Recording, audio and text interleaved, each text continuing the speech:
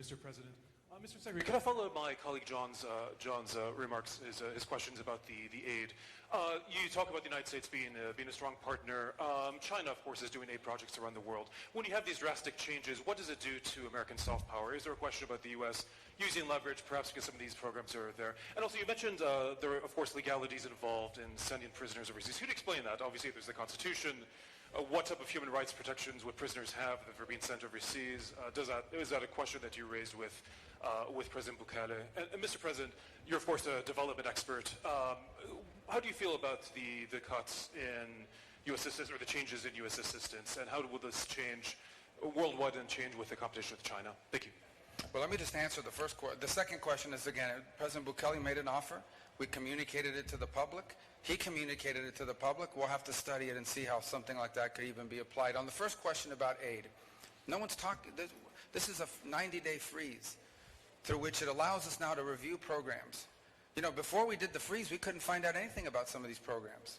And USAID in particular, they refused to tell us anything. We won't tell you what the money's going to, where the money's for, who has it, which contractor it's been. You know, in some cases it goes through 4 different contractors before it reaches the intended recipient.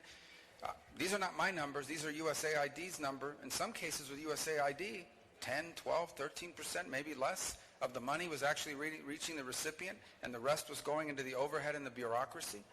This isn't my money. This is taxpayer money.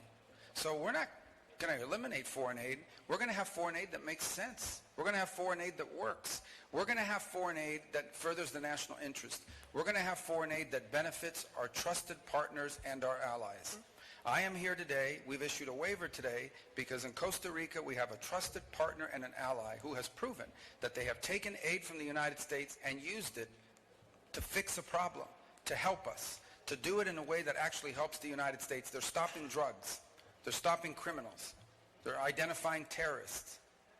This is foreign aid that furthers the national interest. Other programs we have questions about. But we've also issued waivers because we don't want anybody see anybody die or anybody be harmed in the short term. But we're going to conduct a review, and we are going to have foreign aid in this country that is going to further the national interest of the United States. If it doesn't make us stronger or more prosperous or more secure, we aren't going to spend taxpayer money on it. We owe that to the people of our country.